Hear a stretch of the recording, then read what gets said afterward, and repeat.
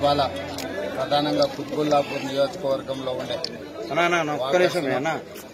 కూరగాయల మార్కెట్లో ఉండే రైతులను ఇక్కడికి వచ్చే చాలా కుటుంబాలను కలిసి రాష్ట్రంలో ఉన్న పరిస్థితులను వివరించడం ద్వారా ఈసారి జరగబోయే ఎన్నికలలో ప్రశ్నించే గొంతుకే ఓటేయండి అని చెప్పదలుచుకుంటాం. ఇవాళ రాష్ట్రంలో ప్రతిపక్షాలలో గెలిచిన వాళ్ళందరూ కూడా తన పార్టీలో కలిపేసుకొని ప్రజాస్వామ్యమే లేకుండా చేసి ప్రభుత్వం చేస్తున్న తప్పిదాల గురించి ప్రస్తావించకుండా చంద్రశేఖరరావు గారు కుట్రలు కుతంత్రాలు చేస్తున్నారు. ఈ కుట్రలను కుతంత్రాలను తిప్పికొట్టాలంటే ఖచ్చితంగా ప్రశ్నించే గొంతుకు ఓటేయాలని చెప్పి ప్రజలకు వివరించుకుంటూ వెళ్తున్నారు. నిన్న వచ్చిన శాసనమండలి ఫలితాలను చూస్తే ప్రజలు చాలా చైతన్యంతో చంద్రశేఖరరావు గారికి టీఆర్ఎస్ పార్టీకి సరైన గుణపాఠం చెప్పిండ్రు.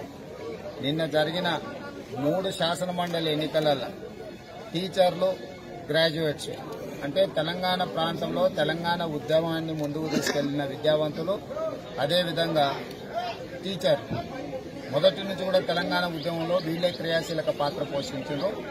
వాళ్ళ కోటాలో జరిగిన ఎన్నికలలో టీఆర్ఎస్ పార్టీ చిక్కు ఓడిపోయింది. 4వ స్థానానికి పరిమితమైందంటే పాతూరు సుధాకర్ రెడ్డి చీఫ్ విప్ శాసన మండలిలో ఇవాళ 4వ స్థానానికి పరిమితమైంది. అదేవిధంగా పూల రవీందర్ టీఆర్ఎస్ ఎమ్మెల్సీ ఈసారి ఎన్నికలలో చేతికి దొరకకుండా ఓడిపోయింది. ఇక జీవన్ రెడ్డి గారి మీద నిలబడ్డ ఆయనకు జీవన్ రెడ్డి గారికి అసలు 75% ఓట్లు జీవన్ రెడ్డి గారికి వస్తే అందరు కలిసి 25% ఓట్లు వచ్చాయి. అంటే ప్రజలు ఈ రాష్ట్ర ప్రభుత్వం చేస్తున్న అరాచకాలను గుర్తించారు. చట్టసభలలో ప్రతిపక్షాలే లేకుండా చేయాలనేదైతే కేసీఆర్ కుట్రలు చేస్తుండో ఆ కుట్రల్ని తిప్పికొట్టిండ్రు. ఇవాళ జీవన్ రెడ్డి గారు కానీ, మోహన్ రెడ్డి గారు కానీ, నర్సిరెడ్డి గారు కానీ గెలిచిండ్రు అని అంటే చంద్రశేఖరరావు పతనం మొదలైంది.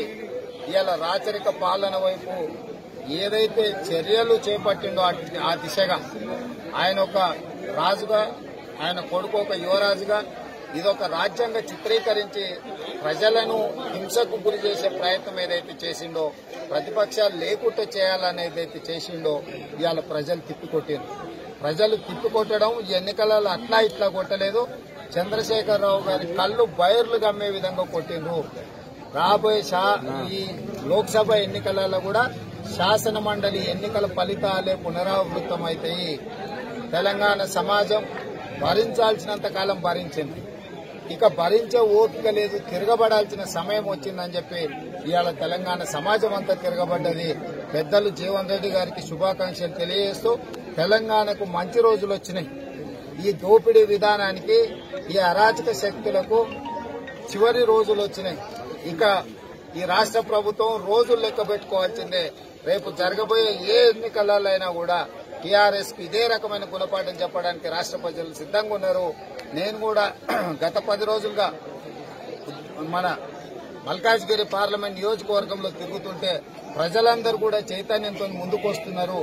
అక్కడి నుంచి వెళ్తుంటే కూడా వచ్చి పలకరించి ఈసారి ప్రశ్నించే గొంతుకే మేము ఓటేస్తాం, ఈ ప్రభుత్వం మరీ దుర్మార్గంగా వ్యవహరిస్తుందని ప్రజలు మాకు వివరించడం జరుగుతుంది. కాబట్టి ఈరోజు సంపూర్ణమైన విశ్వాసం ఉంది.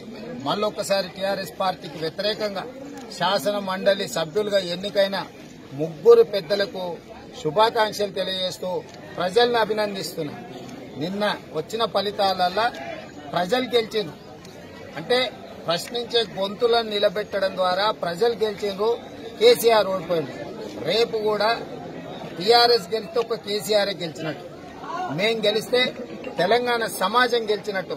కేసీఆర్ ఒక్కడు ఓడిపోతే వచ్చే నష్టం లేదు. కాబట్టి ఈ ప్రాంతంలో కాంగ్రెస్ అభ్యర్థులను గెలిపించాలి. అదేవిధంగా ఇక్కడ ఎన్నికల బరిలో ఉన్న నేను గాని, బీజేపీ రామచంద్రరావు గారు గాని, రాజశేఖర్ రెడ్డి టీఆర్ఎస్ అభ్యర్థి గాని ఒకసారి బేరీజు వేసుకోండి. ప్రజల కోసం పనిచేసిన వాళ్ళు ఎవరు? ప్రజా సమస్యలు లేవనెత్తగలిగిన వాళ్ళు ఎవరు? ప్రజల కోసం 24 గంటలు సమయం కేటాయించేది ఎవరు? వ్యాపకాలు ఉన్నోళ్ళు ప్రజా జీవితంలో వాళ్ళకి అర్హత లేదు. ఇవాళ టీఆర్ఎస్ కు కనీసం ఓటు అడిగే అర్హత కూడా లేదు. 5 సంవత్సరాలు మల్లారెడ్డి గారిని ఈ ప్రాంత ప్రజలు ఎంపిక చేస్తే ఏ ఒక్క రోజు ఏ ఒక్క సమస్యకు పరిష్కారం చూపించలేదు. ఇక మామ కోట అయిపోయిందని చెప్పి అల్లుని తీసుకొచ్చి మన నెత్తి మీద పెడుతున్నాడు. అల్లుడు అంటే ఆయనకు ముద్దు ఉండొచ్చు, కానీ ప్రజలకు సంబంధం లేని విషయం. కాబట్టి ఖచ్చితంగా రేపు జరగబోయే లోక్సభ నియోజకవర్గ ఎన్నికలలో కాంగ్రెస్ పార్టీని గెలిపించాల్సిందిగా ఇక్కడున్న ప్రజలందరికీ విజ్ఞప్తి చేసినాం. ప్రజలు కూడా చాలా సానుకూలంగా స్పందిస్తున్నారు. నాకు ధైర్యం వచ్చింది. రేపటి ఎన్నికల ఫలితాలు నిన్న వచ్చిన శాసనమండలి ఫలితాలే రేపు లోక్సభలో పునరావృతం అవుతాయన్న నమ్మకం నాకు కలిగింది.